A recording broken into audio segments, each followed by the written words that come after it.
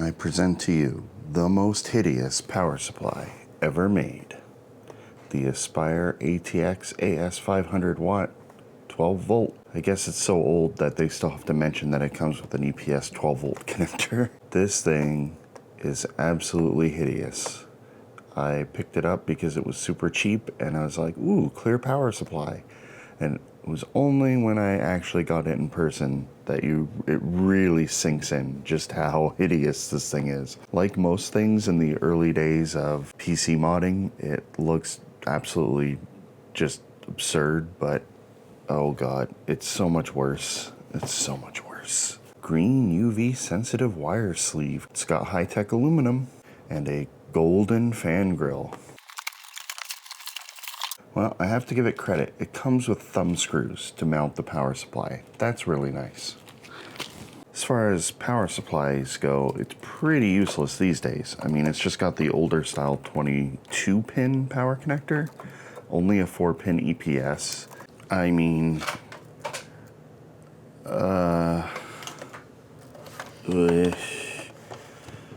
gold? I mean, that's cool. But, oh geez, this is one of the worst looking computer products I've ever seen. Did I say worst looking? I meant coolest looking. They really like that neon and rainbow and like, it's just like, what color scheme are you settling on?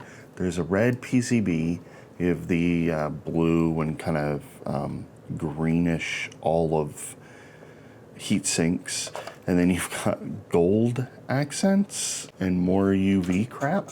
500 watts, and as you can see by the ratings, a lot of it is on 5 volt, which is basically unheard of now. Everything runs off 12 volt, and in fact, as of filming, they're actually talking about releasing a new spec that strictly has 12 volt. It ditches all of the other lower voltages, and they just provide 12 volts to the motherboard, and then the motherboard can provide its own local 5 volt and 3.3 volt supplies as needed.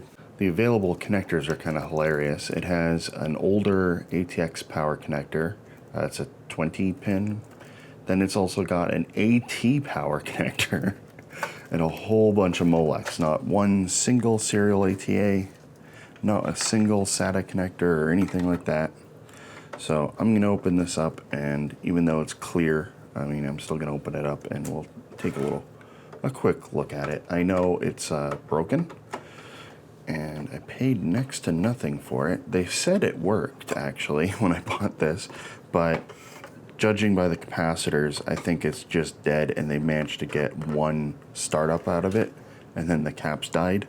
I wasn't going to use it anyway. I just saw this thing. It was so hideous. I had to buy one. And I like the notion that the top is clear so that you can see into the power supply.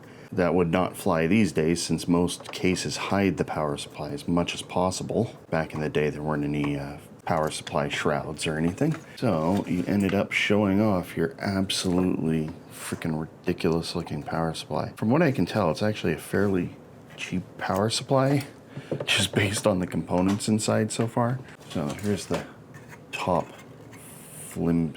actually it's not too bad. The top plastic cover has a blue tint to it. On the inside, we got tons of these yellow caps. Now it looks like every single one of these wires is soldered to the board. The two very terrible looking LED equipped fans, branded by TurboCool, which the power supply, hi Ollie, you got to be in every video, don't you?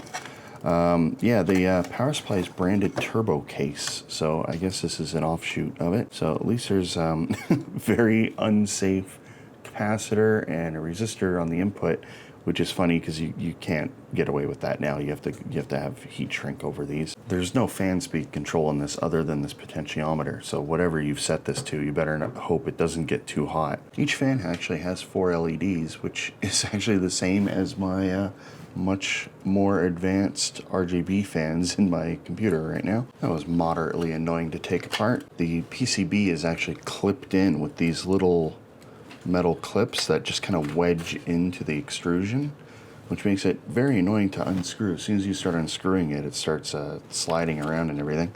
Anyway, there's just a sheet of insulating plastic underneath this with a big blob of hot glue. The sink does actually have a little bit of heft to it, so I guess that's a good sign. Big inductors and everything, and big heat sink. All these caps are gone, by the way. That would be why the thing doesn't work. Not exactly worth replacing. Yeah, the layout is a little cramped. These heat sinks are going in the wrong direction, so they just block all the airflow. The soldering quality in this is quite poor. Tons and tons of just gobs of hideousness, along with lots and lots of solder residue. A little plastic spacer attached. Good separation, at least, from the primary and secondary side. It looks like it does have decent filtering. Pretty chunky bridge rectifier. And this is a model ATX66B. So it's probably like a China well technology or something that they're bringing in. It's just an ATX power supply, an older one that just happens to look absolutely hideous, and that's really the only reason why I got it.